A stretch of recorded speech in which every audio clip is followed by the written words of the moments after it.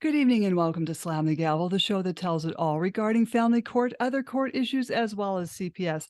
I am your host, Marianne Petrie. Bradley's mother, Narky Skolin, passed away 3 months ago. He is autistic and needs structured routine therapies he receives for his autism 6 days a week. However, Italy just entrusted Bradley to Italian social services. If he is ruled to go back, he will have to face the next 3 to 4 years in the Italian foster care system where he can't speak or understand the language. He will be taken away from the only family he has ever known. Please call Governor Hochul and express your concerns and keeping Bradley here in the United States at 518-474-8390. That's 518-474-8390. Hashtag keep Bradley safe. I have a return guest. I'm happy to have Shurouk Mansour back on. She was last on December 16th of 2022. She's a life coach, and the last time we spoke out on addiction and how it truly feels and where to seek help. And she was also last on season 3, episode 118. So I welcome you back, Shurouk Mansour. How are you? And we're going to talk about gender roles. Yes, thank you so much, Marianne, for the warm welcome. I'm doing wonderful. I hope you are as well. Yes. I'm so glad to have you back on because we have a lot to talk about. And yeah, yes, thank you so much for having me. Yes. So these gender roles, they seem to be changing, and as to how people value their worth. Yes, yes, absolutely. You made a wonderful point. And so I wanted to start out with just mentioning the two different vectors when it comes to sex and gender. So when we're talking about the biological aspect of sex and gender, we're talking about the genetic, and we're also talking about the physiological. And then we also can talk about the societal roles, which we will be discussing more in depth today. And that is basically the norms, the ideals, the expectations on how men and women should act in society. Mm-hmm. And as you just mentioned, which is very important, the roles are changing in our society, and that's allowing for, men to have different types of roles and women to also pick up different types of roles. And it's changing the whole dynamic of how a family functions, how society functions, how occupations function, and all types of things. So we've gotten to a generation where individuals are more open about discussing these types of topics. And I think it's very interesting to dig deeper and just understand where the base of everything comes from. Mm-hmm. Definitely, because, we were talking earlier about, abuse, and, women get abused, but so do men. And men really, I don't think they come forward with it. I don't know if they're embarrassed to talk about abuse from a woman. Mm-hmm. Yeah. And, I dealing with a lot of my clients when it comes to many men from different ethnicities. You have men from the USA, you have men from Europe, men from the Middle East, and all different types of places. And depending on how open they are or how open their society allows them to be, it really does give them that comfort level in mentioning, this is happening to me, or even label it as abuse. For men, they don't label being abused as abuse because they feel as though, I am the man, I am the protector, and if anything happens to me, I should be able to handle it. But at the end of the day, if it is taking over an individual's mental health, then that is definitely considered abuse, and that should be something that gets discussed. So you do find that in different types of societies, men do shy away from coming out and just expressing those types of things. And I think it's very important for us to, encourage that, and also allow men to understand what abuse is as well. Because many, individuals that they may be with, their spouses, may do it in a very subtle way, to where it's more of like, it's a mental type of abuse, not just like physical abuse. So Right. It's really important to learn those types of things. And I love how we just dove really deep into the concept of male and female. So the societal norms. basically they are put into place for us to feel like we have organization, for us to have comfort in how we process our life and how we move forward in society and deal with things in our lives as well. So if you think about it, I always tell individuals, where does the masculinity and where does the femininity type of energy come from? Like, who put this into play? And a lot of people, it comes from their religion. They have a lot of religion, different types of processes that they go through, and how a man should act as a man and a woman should act as a woman, or her role in her family's life and whatnot. So that comes from, already preset notions for individuals who are born into that type of religion. Also, you have individuals who accept subtle norms from what they were raised to believe from their parents, what they were raised to believe in shows, or what they pick up at schools, and that becomes a part of our schema, our knowledge base on what we are and how we move forward in our society and function as a normal individual in society. Which in reality, no one fits the norm. Everybody's unique and everybody's beautiful in their own type of way. So I always say, think of it like this: when you place, you have a piece of paper, you place masculine traits, and you place feminine traits on either side of the paper. When you think of masculine traits, what's the stuff that comes to your mind in regards to that?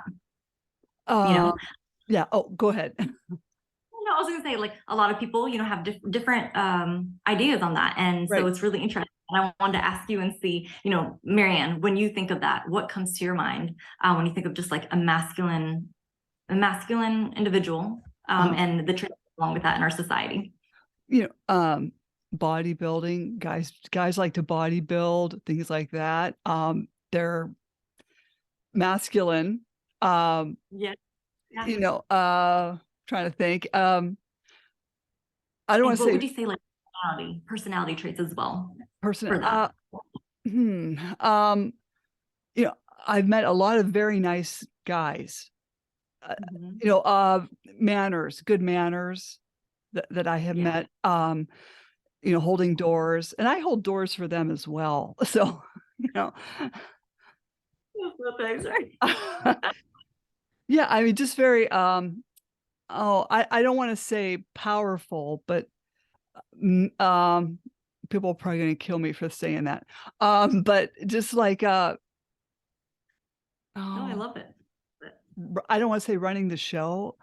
Like I'm married and I let my husband run the show. Like, what's going on? What are we having for dinner? Because, I mean, and he likes to grill, so I let him do that.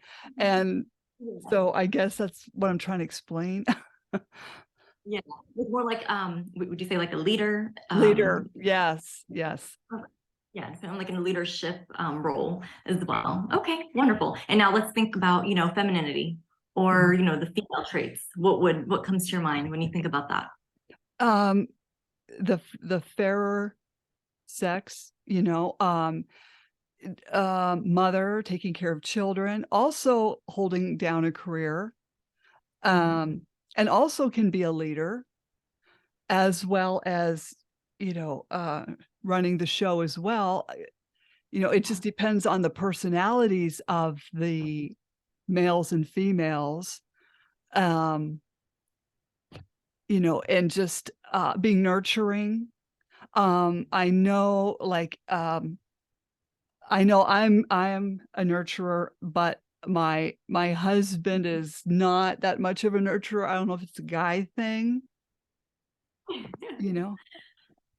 I mean, We'll but see. yeah, I mean, some men are nurturers. I don't want to, take that away from some guys that really are that way. Absolutely, absolutely. And I love that we just discussed this, because going back when I was in college and we did this type of thing, and it was so interesting to see how the results that we got were so different from what you just mentioned right now. And it shows the difference in our society. So back, a few years back, it was still where, the man is looked at as, the most powerful and the leader and the aggression and all that type of stuff, and then the female was looked at as emotional, sensitive, the nurturer and all that type of stuff as well. And all these characteristics come from, what we have been born and raised to believe, based off of either what we've seen or based off what we've been told or based off what we've been also conditioned to understand about ourselves. So over time, what I mean, things have changed. And I love how you mentioned, okay, so a man could be, the leader of the household or whatnot, but at the same time, a woman could be the leader as well. So a man could be powerful and so could a woman. And what I really wanted to pinpoint here is that we all have that femininity and that the feminine, energy and the masculine energy within us. It's just a matter of how do we decipher through this? How do we put meaning to these terms? There's sometimes where you can be emotional and there's sometimes where you have to stand up and be strong, and you're not limited to either one. And and we're limited only when it comes to what we are taught and raised to believe. Men should not cry. Women should be emotional. Don't say this in public. Don't do that. Act like a lady and whatnot. All these types of things that kids get told, it changes their perception on, what a male and female should be. And then they start labeling these things in their mind. So it takes away from a woman, let's say, especially when it comes to kids, like when it comes to having them at school. I remember, we always had the Barbies on one side and then the toys and the trains, the cars and all that stuff, the monsters on the other side, and only boys could play with that and girls could only play with that. So when you limit children to these types of things, then you're unable to discover their true inner strength. And I have little kids as my clients as well, and we do life coaching and counseling, and the strength that they have. Maybe kids back in the day didn't have that type of ability to express because individuals didn't allow them to. Now kids are, coming out at 2 years old on their iPads, and they have their own opinion, they have their own personality. Now it's like a different world completely. So, and nowadays it's like when kids have an opinion, people take it more seriously. And in reality, that could have been the case back in the day as well, but they may have not had the chance to be able to express in that way. Right. So nowadays, we're giving more of an ability for these kids because they're on a different level of wisdom, different level of technology, different level of everything. So for individuals, that makes them feel like these kids have a point. So let's listen to them. Let's take their opinions into consideration. So when you allow a child, let's say a boy, to play with a little baby toy and nurture it and feed it and everything like that, maybe he has tendencies towards becoming a nurse when he gets older, or working in the medical field, and he wants to express that care. But when you tell him, no, you can only play with cars, you can only play with dinosaurs, and you can only play with this, then you're taking away from his ability to express his inner passion in a way. And that also holds him back on self-identifying. So when it comes to self-identity, he becomes very stressed out because he doesn't know, like, I'm limited, but then I have a feeling inside that I want to help in this way, or I see, the girls playing with those toys and I want to play with them too. So it's really like what we limit the kids to and where we set the borderline for them, and those barriers for them as well.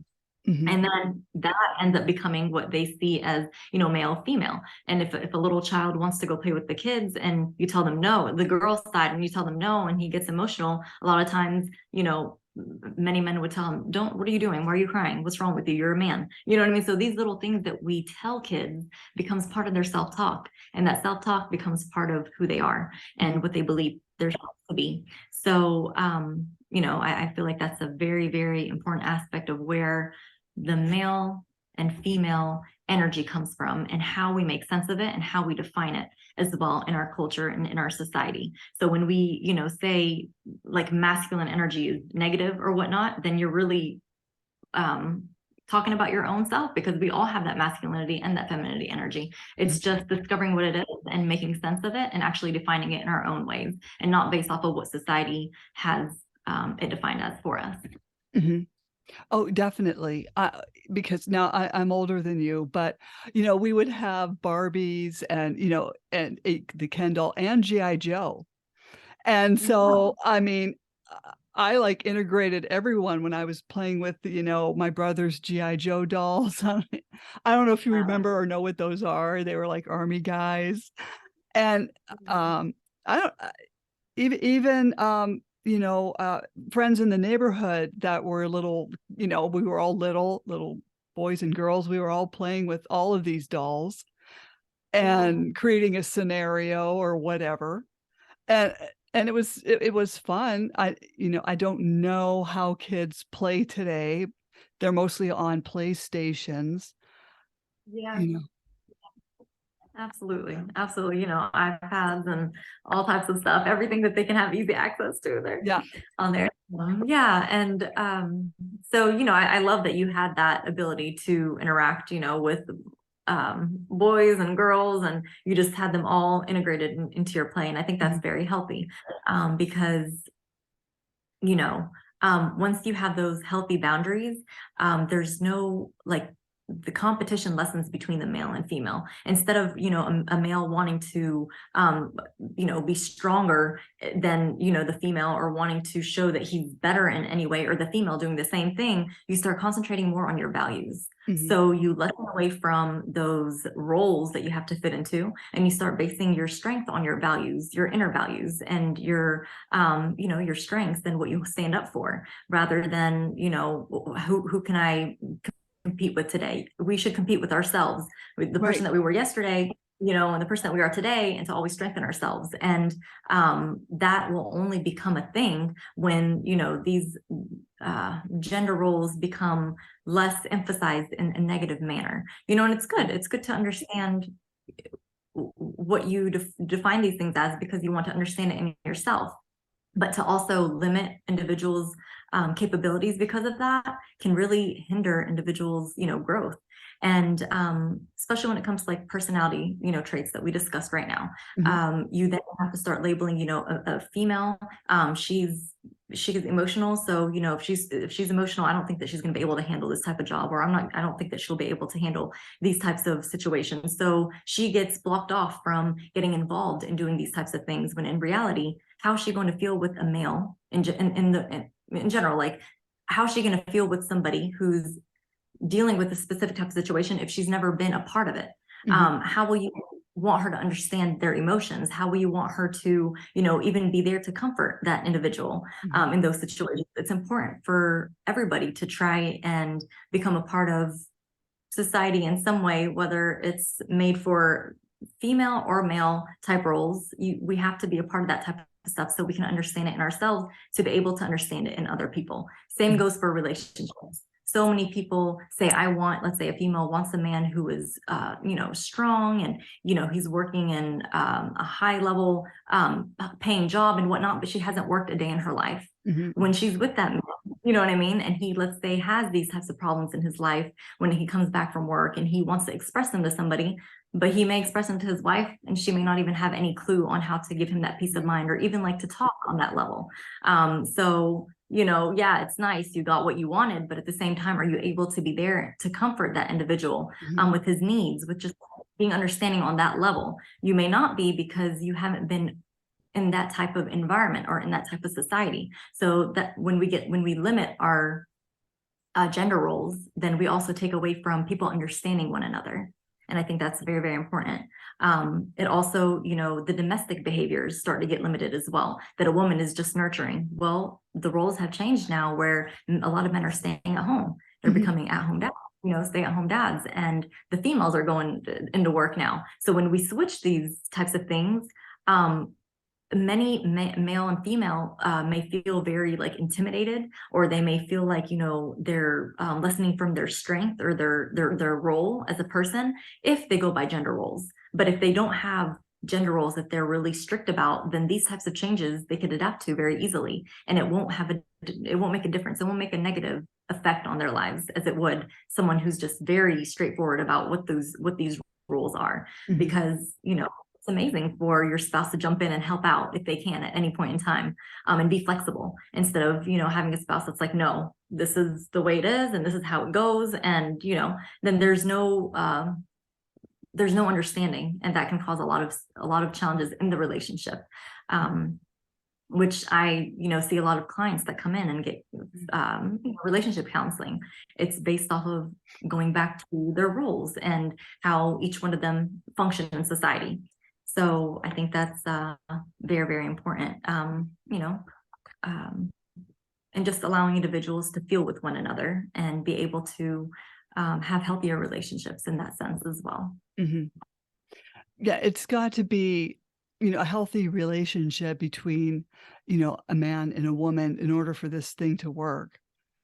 Yes. And, if one is neglecting the other's emotions, this is not good at all.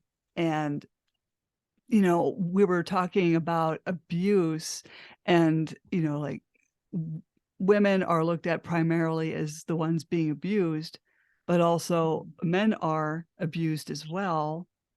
And that's and like we said earlier, it could be emotional or verbal Mhm. abuse. Yeah, yeah, yeah, absolutely. And so there's a great example. If we have to label, the gender roles in this situation, it really does not have an effect. It only has an effect for individuals who want to,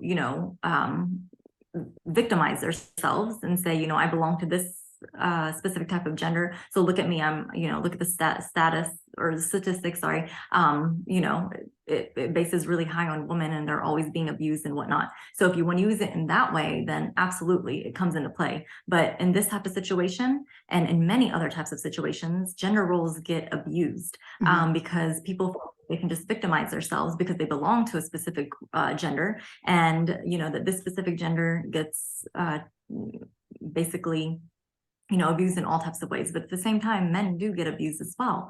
And just because, and they can also have, going back to how we discussed the different types of traits of male and female, they also are emotional. They also have feelings, and they may just not have had the opportunity to express these or had anyone to allow them to express those types of things. So they just hold it inside, and they look at the statistics and say, yeah, women have been abused more. So who am I to go stand up there and say that I've been abused? Who's going to believe in me? Who's mhm, going to stand by my side?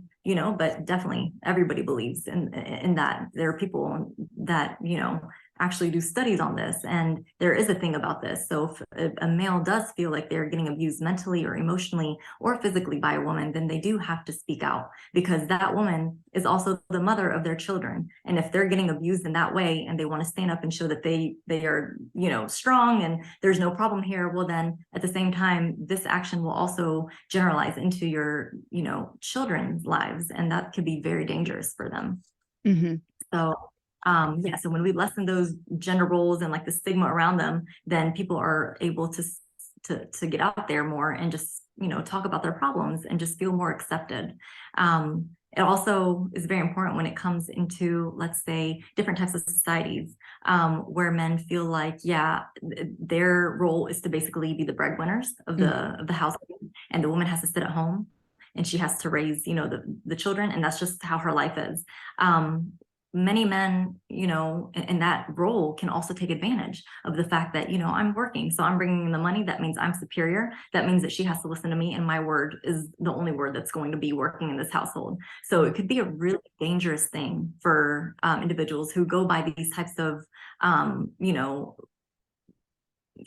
family relationship type of frameworks, and they feel like, because it's comfortable, because they know that this is how it works, because this is the simplest thing, it can really cause generational trauma until someone stops it, because not every man and not every woman is going to be um, there for good intentions, because some people get into these relationships for this specific reason, because they know that the man is going to be bringing the money. Well, that's fine. Then I'll just raise the kids. You know what I mean? But then I'll also spend all his money, and they have no type of, that reciprocating those types of feelings at all. They just mhm. feel like this is a blessing. Well, I don't have to work. I don't have to do anything. Yeah, So it's really important for an individual, even if you're going by those societal norms, to really be careful of who you're getting involved with, Yes. because you have to make sure that this person is in there for you and not just for the fact that they're also going by the societal norms and taking advantage of the system. I think that's a very, very important thing when it comes to these types of classifications as well. Oh, yes, because, I did a podcast with a young woman, Jackie, on Friday, and she was saying what you were saying. She was dating a guy who is telling her to become a doctor because they made more money, and he didn't have a job. And she went through years of emotional abuse and manipulation, and like you said, you've gotta be very careful with who you get involved with because they may just Yeah, want you to just make the money, and yeah. they don't reciprocate or have a job to, align with yours. I don't know, something on that line. Yeah, absolutely. And it's basically like some individuals just feel like it's just like a comfort type of thing. I don't have to change my ways. I don't have to change my thought process. We'll just go by these rules and regulations. And then as soon as I show them that I fit this rule and regulation, then I change things up on my end after, marriage. Mhm, So that's why it's important to understand that it's good to have, things set in stone for you to understand yourself and whatnot. But it's also very important to dig deeper and understand what you really want out of a relationship. mhm, What if the roles changed? What if your husband lost his job mhm, and you've never worked a day in your life? So how is that going to help? How is that going to help you and your kids? mhm. What are you going to fall back on? What's plan B? You Right. know, what's your plan B? Like it's really important. And and that's why I believe the same way that men are raised, to be strong in our society, if you fall, get back up. Don't keep lingering on thoughts for a long time. You notice like the male and the female brains are different. Mhm, Absolutely right. But that has nothing to do with mentioning that a woman cannot change the way her mind or her brain functions. mhm, And it has nothing to do with, mentioning that a man cannot change the way his brain functions as well. We all have the capacity to activate both parts of our brains in many, many different ways.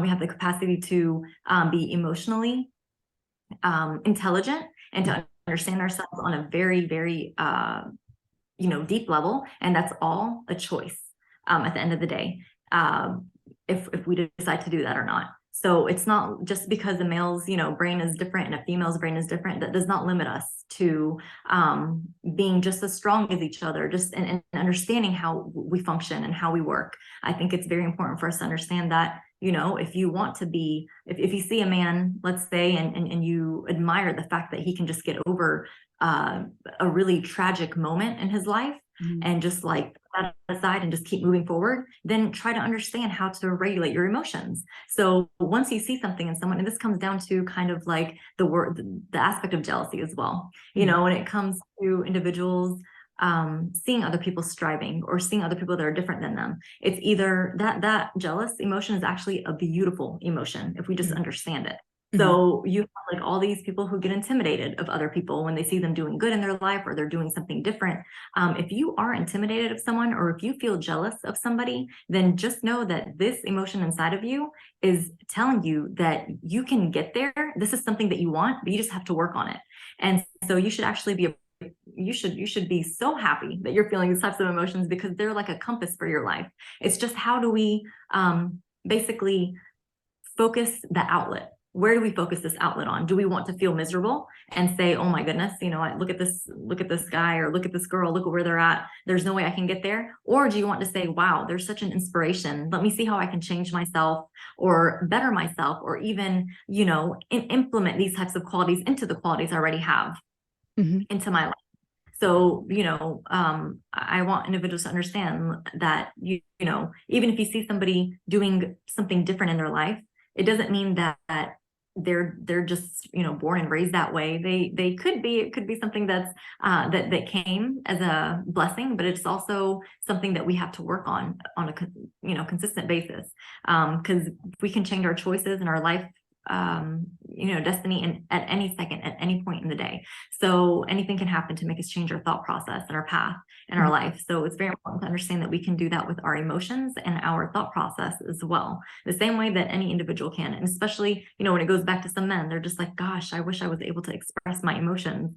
I wish I had that ability to just feel comfortable in doing that. Well, if that's what you want, if that's what you strive for, then look at ways to do that. Look at different types of things that you can, tap into the ego, lessen that strength of the ego. How can you, talk about your emotions? How can you feel okay being vulnerable? So then Mhm. you look at the things that trigger you, the things that can influence you to make you a stronger individual, and then go for that, rather than looking at an individual and saying, oh, well, they're a male or they're a female and they just have these types of qualities and I can't reach that.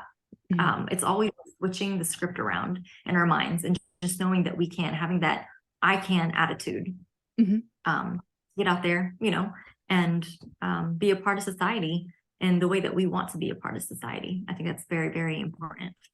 Definitely, and when you said be, part of society, and I noticed that with, the family court situation, sometimes men think that they're the ones having custody taken away when I've interviewed so many people that have said it's really neck to neck. These family courts, they're going after everybody. Mothers Mhm. and fathers, good fit mothers and fathers are getting railroaded in the court system, and there's gotta be, instead of division and saying, "Oh, it's only us," or "It's only us," we've gotta pull together so we can find a solution instead of, Yeah. Yes. just Yes. focusing on one. Yeah, exactly. And this is another great example where gender roles get put into place, but in reality, that's not the focus, because Mm, the focus is, the children, the children's mental health, the children's, future, how you guys can plan and co-parent with one another. mhm, So it's not about the male and female roles here. It's all about how can we strengthen ourselves as individuals, and then also, empower our children uh, to move forward in their life with a positive mindset after everything that has happened.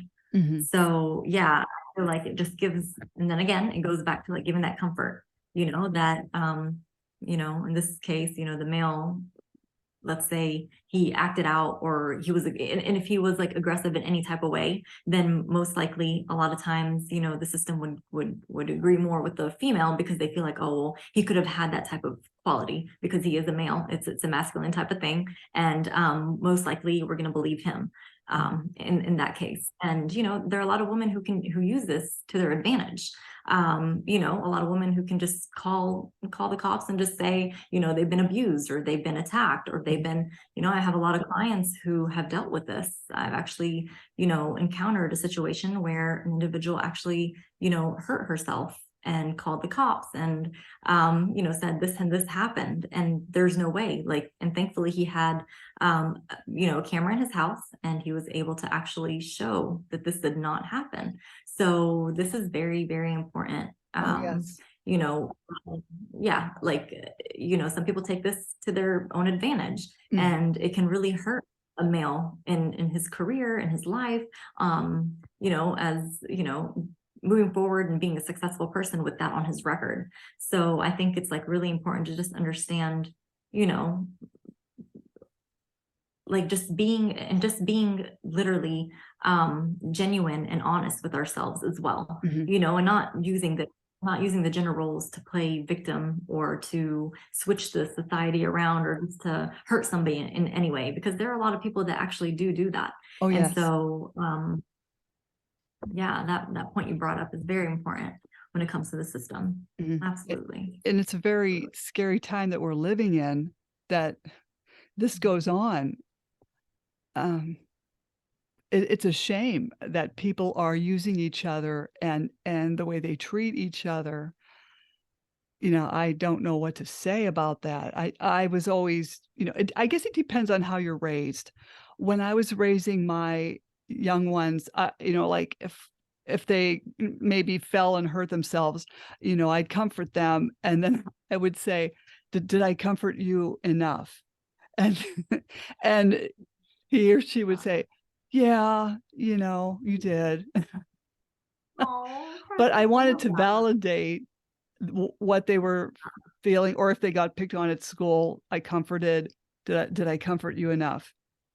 Because that way they're telling me, "No, you didn't."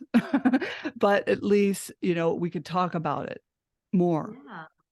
Wow, I love that. I love that outlook Yeah. because at the same time, you're there, and there are some parents that would say, you're a boy, stop crying. There's nothing to worry about. Get up, let's go, and switch the roles around.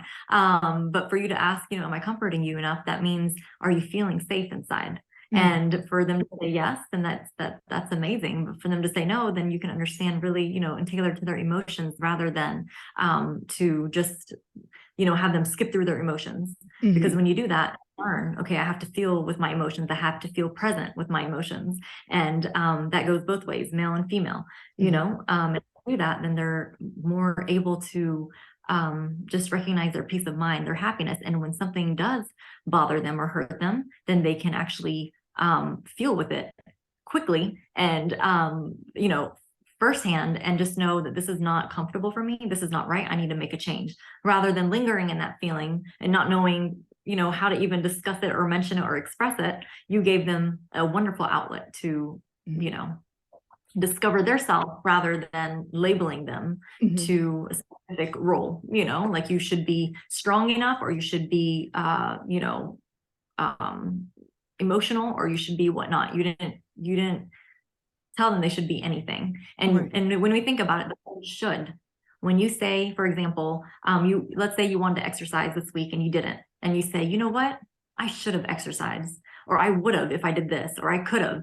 Those words right there have a lot of shame and guilt in them. If you think about it, the should have, would have, could have. So instead of telling individuals you should have, that's basically telling them, you're guilting them, you're shaming them, Mm, without actually, it's like a subtle type of thing. And so an individual kind of takes that, internalizes it, and it becomes a part of who they are, and a part of them understanding, I should have, that means I didn't do something right. But when you tell a person, what do you choose to do in this situation, or what do you want to do in this situation, then you're giving them the ability to express to you how they're feeling, and then also make a choice.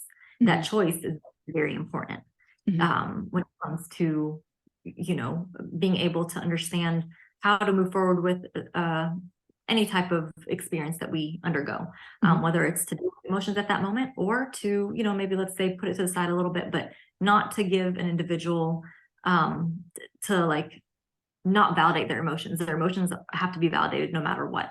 So Right.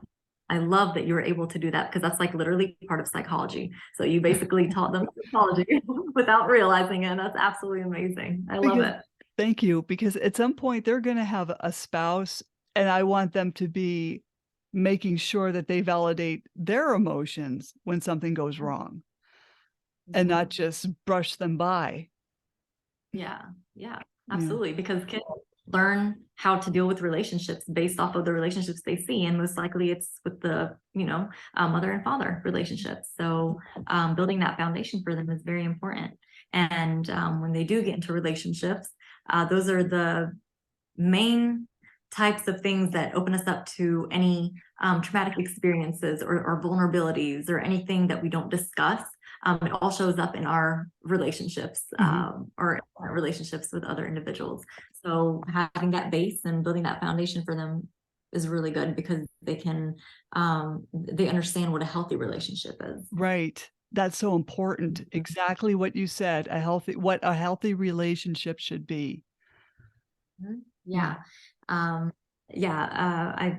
I love that we opened this up too, because um, I came across a comment on this individual's page, and he was mentioning that women have to be led, and if they're not led, then that's the reason why they're out there partying, and they have no career, and they have no this, and they have no that.